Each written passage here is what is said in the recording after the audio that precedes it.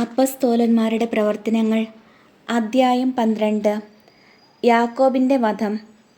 അക്കാലത്ത് ഹെറോദേസ് രാജാവ് സഭയിൽപ്പെട്ട ചിലരെ പീഡിപ്പിക്കാൻ തുടങ്ങി.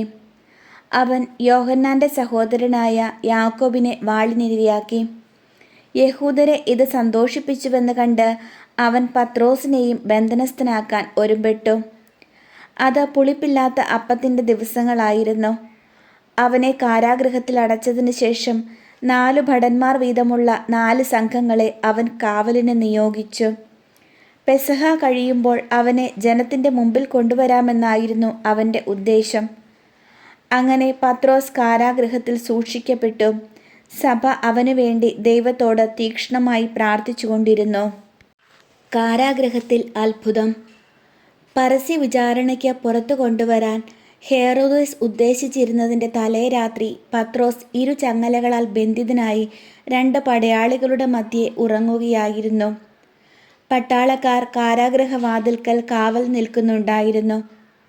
പെട്ടെന്ന് കർത്താവിൻ്റെ ഒരു ദൂതൻ പ്രത്യക്ഷനായി ആ മുറിയാകെ പ്രകാശം നിറഞ്ഞു.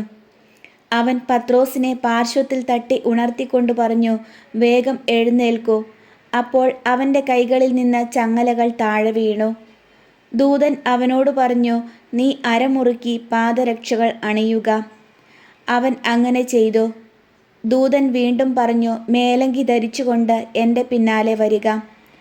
അവൻ പുറത്തിറങ്ങി ദൂതനെ അനുഗമിച്ചു. എങ്കിലും ദൂതൻ വഴി സംഭവിച്ച ഇക്കാര്യം യാഥാർത്ഥ്യമാണെന്ന് അവന് തോന്നിയില്ല. തനിക്ക് ഒരു ദർശനം ഉണ്ടായതാണെന്നേ അവൻ കരുതിയുള്ളൂ. അവർ 1-ാമത്തെയും 2-ാമത്തെയും കാവൽ സ്ഥാനങ്ങൾ പിന്നിട്ട് നഗരത്തിലേക്കുള്ള ഇരുമ്പ് കവാടത്തിലെത്തി. അത് അവർക്കായി സ്വയം തുറന്നു. അവർ പുറത്തു കടന്ന് ഒരു തെരുവ് പിന്നിട്ടപ്പോൾ ദൂതൻ പെട്ടെന്ന് അപ്രത്യക്ഷനായി. അപ്പോഴാണ് പത്രോസിന് പൂർണ്ണ ബോധം വന്നത്.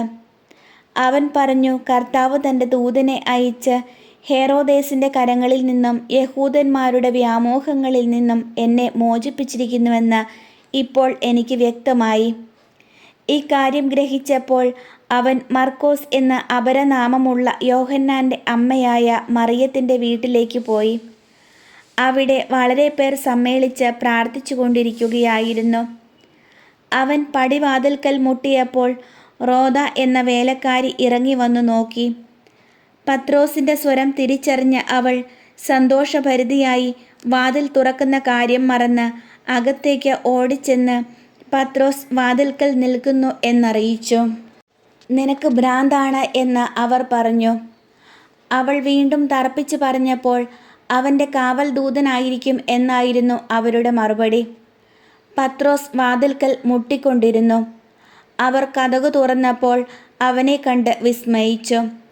നിശബ്ദരായിരിക്കുവാൻ കൈകൊണ്ട് ആംഗ്യം കാണിച്ചതിന് ശേഷം എങ്ങനെയാണ് കർത്താവ് തന്നെ കാരാഗൃഹത്തിൽ നിന്ന് രക്ഷപ്പെടുത്തിയതെന്ന് അവൻ വിശദീകരിച്ചു. ഈ സംഭവം യാക്കോബിനോടും സഹോദരന്മാരോടും പറയണമെന്ന് അവൻ ആവശ്യപ്പെട്ടു. അനന്തരം അവൻ അവിടെ നിന്ന് പുറപ്പെട്ട് വേറൊരു സ്ഥലത്തേക്ക് പോയി. പ്രഭാതമായപ്പോൾ പത്രോസിന് എന്ത് സംഭവിച്ചിരിക്കാമെന്നതിനെക്കുറിച്ച് പടയാളികളുടെ ഇടയിൽ വലിയ പരിഭ്രാന്തിയുണ്ടായി. അവനെ അന്വേഷിച്ച് കണ്ടെത്താതെ വന്നപ്പോൾ ഹെറോദേസ് കാവൽക്കാരെ വിചാരണ ചെയ്യുകയും അവരെ കൊല്ലാൻ ആജ്ഞാപിക്കുകയും ചെയ്തു. അനന്തരം പത്രോസ് യൂദയായിൽ നിന്ന് കേസറിയായിലേക്ക് പോയി അവിടെ താമസിച്ചു. ഹെറോദേസിൻ്റെ ദുരന്തം.